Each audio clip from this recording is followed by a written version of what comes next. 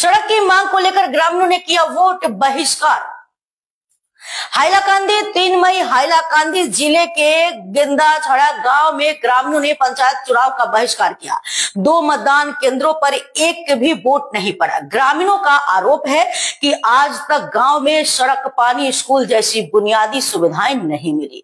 कई बार प्रशासन व मुख्यमंत्री से शिकायत के बावजूद कोई सुनवाई नहीं हुई। गांव वालों ने चेतावनी दी कि जब तक मांगे पूरी नहीं होती आगे के चुनावों का भी बहिष्कार किया जाएगा। अभी भरोसरा कुकीसरा जीपी के 2 ग्रुप वोट बॉयकॉट किया है। तो अभी पूछता हूँ क्यों बॉयकॉट किया। एक युवक से, आप लोग क्यों वोट बॉयकॉट किया? हम लोग इसलिए वोट बॉयकॉट किया है जहाँ की यहाँ पे 1937 साल से हम लोग यहाँ पे रह रहे हैं और स्वाधीन का बाद जितना साल से वोट हो रहा है हम लोग वोट देते आ रहे हैं। फिर भी सरकार हम लोग को मांग पूरी नहीं किया, कुछ देखता नहीं है। हम लोग को ना रास्ता देते हैं, ना पानी का सुविधा देते हैं, ना स्कूल का सुविधा, ना हॉस्पिटल का सुविधा, आज तक कुछ भी नहीं है। इसलिए हम लोग जब तक हमारा मांग पूरी नहीं होगी तब तक वोट नहीं देंगे। वोट देने से पहले हम लोग चाहिए रास्ता होना चाहिए। जब तक रास्ता नहीं देंगे हम लोग वोट भी ऐसे बॉयकॉट करते रहेंगे।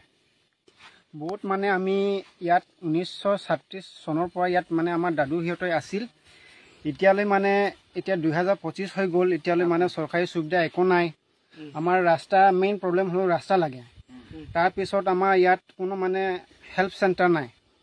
यात बीमारी होले किबा प्रेगनेंसी होले आमार रास्तात केटा केटा मानु मरि যায় আৰু केटा केटा रास्ता দি डिलीवरी हो যায়। एटु माने खूब दुखर विषय। আৰু মই सरकारক এটুই ৰিকুৱেষ্ট কৰিছো মানে सरकारे আমাক এটু চাবলৈ। আমিতো পাহাৰী মানুহ, ইমান মানে লেখা পঢ়াও নাই, ইয়াত গাঁৱত স্কুলেই নাই।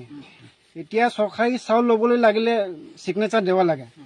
সিগনেচাৰ লাগিলে আৰু মানে ইয়াত গাঁৱতে আমাৰ স্কুলেই নাই। আমাৰ স্কুল মানে যাবলৈ হ'লে লাইক 15 কিলোমিটাৰ এনেকুৱা দূৰত স্কুল আছে। আমাৰ গাঁৱত আছে কিন্তু মাষ্টৰ নাই আহে। তেন্তে আমি কেনেকুৱা মানে শিক্ষা প্ৰদান কৰিম? আমাৰ তো গাঁৱত মানে সবেই মানে মূৰ্খই বুলি ভাবি ল'ব পাৰে। আমাৰ গাঁৱত মানে কোনো পঢ়া-শুনা লেখা মানুহ নাই। হেতু কাৰণে চৰকাৰক এটাই ৰিকুৱেষ্ট মানে আমাৰ গাঁৱত ৰাস্তা দিবৰ কাৰণে। আৰু তো আমাৰ মানে গাঁৱত ইমান দিনৰ পৰা আমি মানে 1937 চনৰ ইয়াত ৰৈছো। তাৰ পিছত যিমান ভোট হৈছে মানে আমি ভোটটো দিয়ে আহি আছো। এতিয়া কংগ্ৰেছ হওক কিবা বিজেপি হওক আমি ভোটটো দিয়ে আহি আছো। আৰু চৰকাৰক মানে আমাক একো দাবী দিয়া নাই। চৰকাৰী সৈতে মানে কিছু একোই পোৱা নাই। হেতু কাৰণে আমি ভোটটো বয়কট কৰিছো। যেতিয়ালৈ নেপায় আমি মানে ভোটটো ভোটে থাকিব। 10 বছৰ হওক কিবা 15 বছৰ 20 বছৰ যিমান লাগে আমি ভোট বয়কট কৰি থাকিম আজিৰ পৰা। আৰু মানে চৰকাৰে যেতিয়া আমাক ৰাস্তা নিদিয়ে তেতিয়ালৈ আমি মানে ভোট নিদিওঁ।